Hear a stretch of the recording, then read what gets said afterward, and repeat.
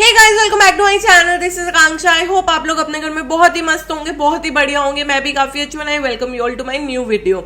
पाकिस्तान के आए दिन बिगड़ते हुए हालात देखे ना, मुझे वहां के लोगों पे इतना तरस आता है ना कि मैं क्या बताऊं। मेरा मन करता है मैं यहाँ से रोटियां भिजवा दूं, लेकिन उनके भीख मांगने की टेक्निक जो है ना वो दिन ब दिन बदलती जा रही है। जहां उन्हें रोटी कपड़ा मकान तक सीमित रहना चाहिए था, वो कश्मीर तक जा रहे हैं। भाई, भीख में कश्मीर मांगना कहाँ तक जायज बात है? भैया, कश्मीर को रहने दो, तुम इंडिया के साथ हिंदुस्तान के पास रहने दो, तुम अपना रोटी का इंतजाम करो। वहां एक एक रोटी के लिए तुम मर रहे हो, एक दूसरे को मारने की बातें कर रहे हो, और बदले में तुम्हें कश्मीर चाहिए। यार, कुछ तो शर्म कर लो।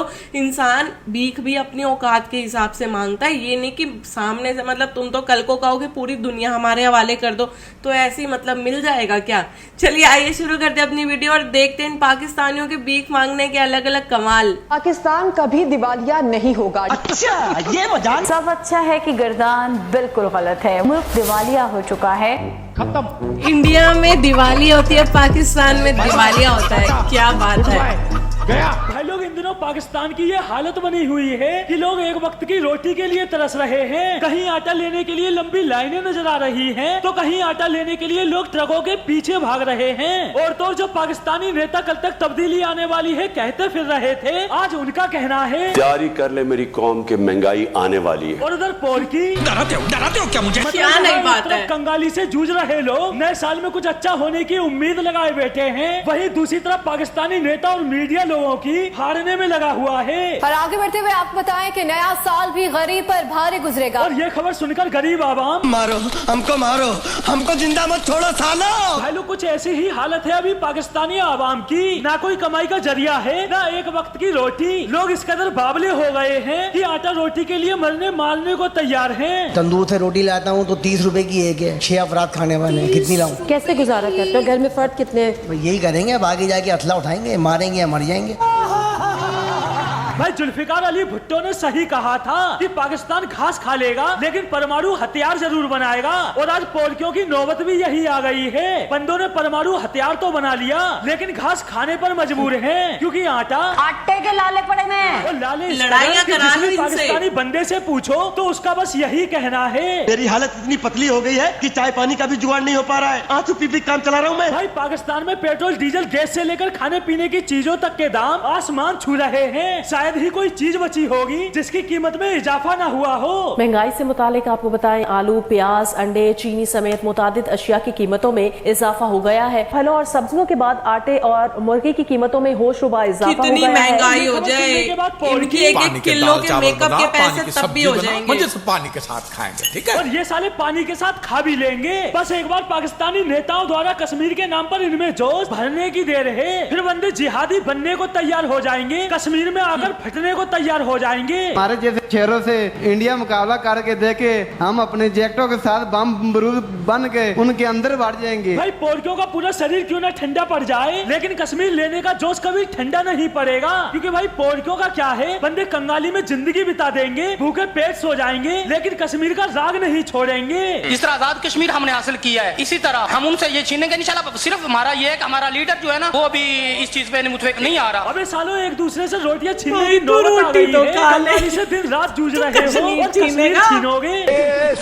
जिएगा तब तो छीनेगा, ऐसा ना हो मर जाए। पोलकियों के आटा मांगने के दिन आ गए। महंगाई से फटी पड़ी है, लेकिन उसके बावजूद भी पोलकियों का जोश कम नहीं हुआ। जबकि इन कंगालों की हालत, हमारा जीना मुश्किल हो गया। घर पे जाने के बाद बच्चों के बाद वो मांगते हैं, खाना पीना मांगते हैं कि आटे की लाइन में जाके खड़े हो जाओ। जलील ख्वार हो रहे हैं। मेरे ये ना गैस ना सुबह आ रही है ना रात को आ रही है। मुर्गी क्या दाल खाना बड़ा मुश्किल हो गया। अब एक काम करो, शेख रशीद से आधा किलो पाव वाले बम लो और उन्हें अंडे की तरह उबाल कर खा जाओ। वैसे भी पाकिस्तानी नेताओं के इंडिया के खिलाफ बयान तुम लोगों को अलग ही एनर्जी देते हैं। और भाई, हैरानी तो मुझे इस बात की होती है कि पाकिस्तान की इस कंगाली के बावजूद भी पाकिस्तान ग्लोबल हंगर इंडेक्स में इंडिया से ऊपरी पायदान पर है। पता नहीं साला किस बंदे ने वो रिपोर्ट चरस फूंक कर बनाई थी कि बंदे को इतना दिखाई नहीं दिया कि किस मुल्क में क्या हालात हैं। बात की जाए मुल्क में बढ़ती महंगाई की तो आटा, चीनी, घी गरीब की पहुंच से दूर है। मुल्क भर में आटे का बहरान सर उठाने लगा। गरीब गरीब 2 वक्त की रोटी को तरसने लगा है। यहाँ पे खड़े हैं 2 दिन से आटा नहीं है घर पे, कॉलेज से छुट्टी किया स्पेशल आटे के लिए। भाई ये तो बस शुरुआत है,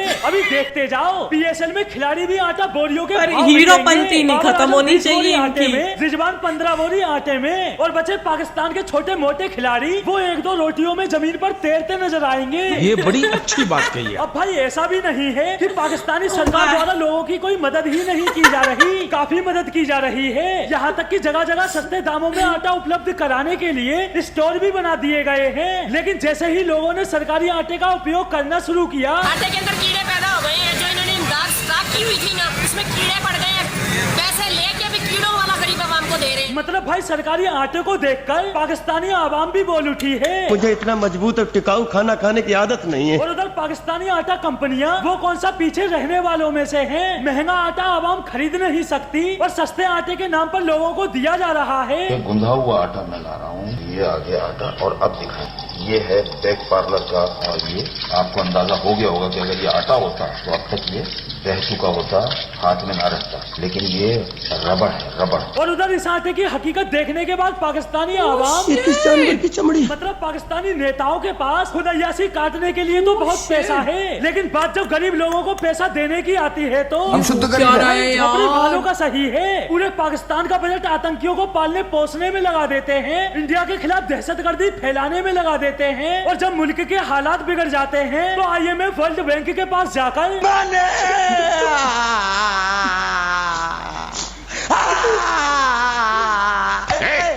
और भाई हैरानी तो इस बात की होती है कि बंदों को भीख भी बराबर मिल जाती है। बंदे कभी कहीं से खाली हाथ नहीं लौटते। पता नहीं सालों के पास भीख मांगने की ऐसी कौन सी कला है जो सामने वाला भीख देने पर मजबूर हो जाता है। और यही हुआ इस बार। बंदे हमेशा की तरह इस बार भी दूसरे देशों से भीख बटोर ही लाए। और भीख की रकम कितनी है? कॉन्फ्रेंस यहाँ जिनेवा में हो रहा था और शुक्र अल्हम्दुलिल्लाह कामयाबी से मुकम्मल हुआ। हमने तकरीबन $9 अरब से ज्यादा प्लेजेस इकट्ठे किए। और भाई ये भीख बटोर कर लाने वाला वही बंदा है जो कल तक ये कहता फिर रहा था। तो मैं पाकिस्तान के अवाम को बताना चाहूंगा कि मैं भीख नहीं मांगूंगा। अबे साले तू भीख मांगेगा, आगे बनने वाला प्रधानमंत्री भीख मांगेगा, और बची आवाम वो भी भीख मांगेगी। और क्यों? क्योंकि तो 8.7 से 9.7 बिलियन तक की जो रकम है वो सॉफ्ट लोन्स है, प्रोजेक्ट लोन्स है। ठीक है। उसके अलावा जो रकम है वो एक छोटा हिस्सा है जो 10% से कम है, जो ग्रांट्स है। मतलब भाई बंदों के पास पहले ही कर्ज कम था जो और उठा लाए। और कौम का तो ना पहले कभी सोचा था और ना अब सोचा कि होगा क्या। भाई इस वक्त जो पाकिस्तानी नेताओं ने मुल्क के हालात बनाए हुए हैं, उसको देखते हुए तो मैं बस इतना ही कहूंगा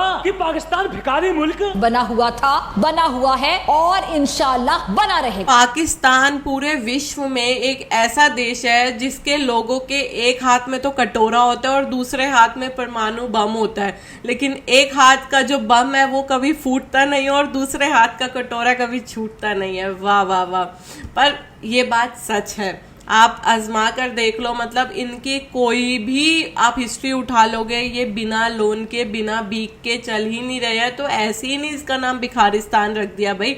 अब वहाँ के लोग चिढ़ जाते हैं, भैया हमारे को ट्रोल कर रहे हैं, हमारे को रोस्ट कर रहे हैं, अब ना करे तो क्या करे यार। तुम एंटरटेनमेंट दे इतना रहे हो कि हमारा ट्रोल खत्म ही नहीं हो रहा तुम लोगों के ऊपर। आज तो ये मर मर के कश्मीर मांग रहे हैं, जिसमें इनके पास खुद के पास एक रोटी नहीं है। मतलब 30 रुपए की एक रोटी, आप समझ सकते हो किस तरीके की महंगाई है।